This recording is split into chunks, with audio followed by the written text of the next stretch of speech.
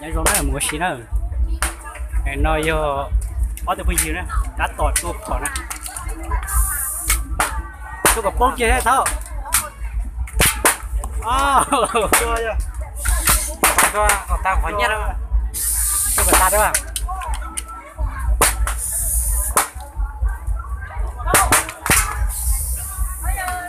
bông cái gì à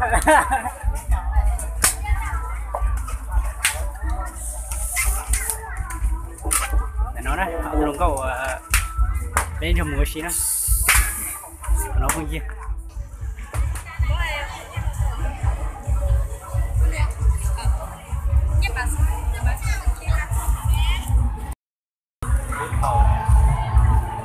Nên là dễ té, còn từ vậy, cái trâu bằng miếng đấy, nhưng mà khát chờ nó. Udah deh loh.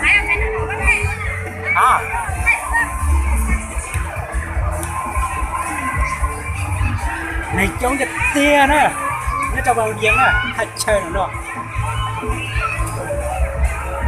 Cho nên thả cho bằng giếng. Nói gì đấy tia, nói gì đấy tia đó, nói gì mà mình nói.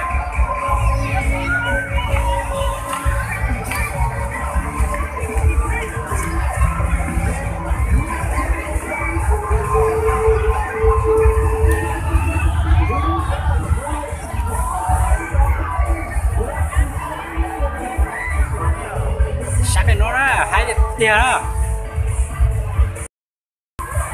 lo gì tới tiền đó nhớ trâu bằng miếng đó cái này không nhiều sớ đời nó biết cho nên về chỗ gì ở xí đó nó thích thời nó nên những cái tiền đó để mình chơi một chùa số sẽ được tiền đây nên mà thắm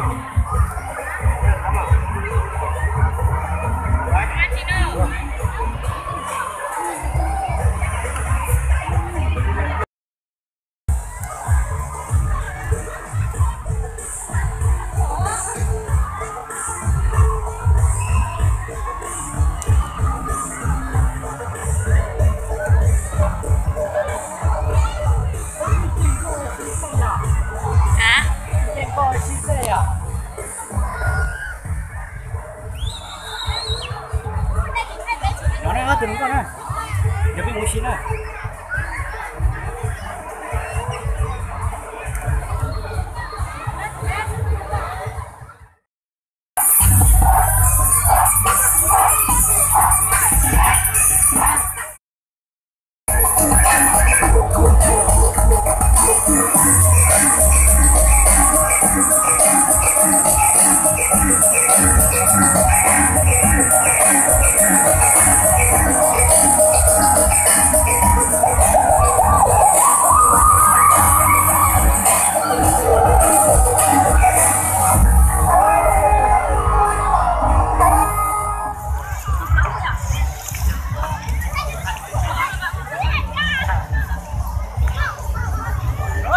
Giờ mới kéo xí á, nhưng mà bây giờ rồi.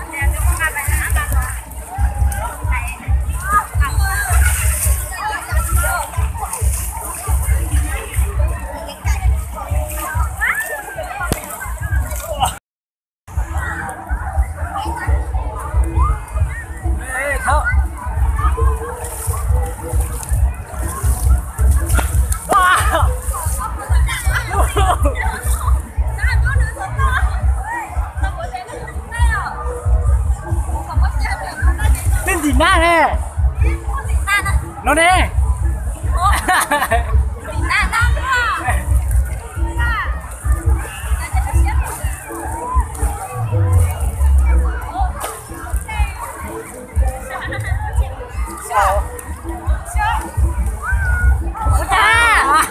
Ủa nè tánh đó. Cái đó có lòng Ồ. Wow, tôi để lốp lên nè. Hay cái kìa.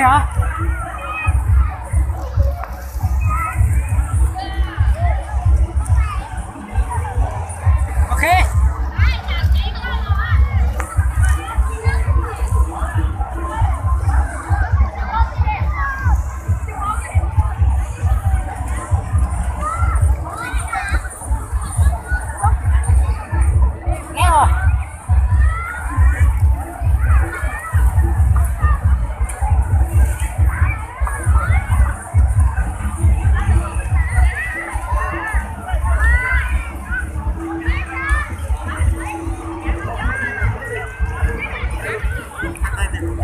Nào, cho chị bỏ ấy.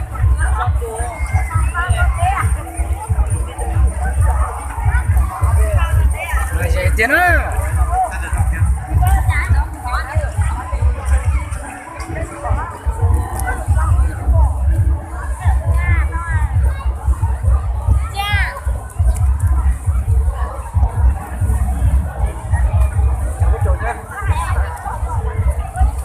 Thật chơi đây, thật chơi không có thật nữa.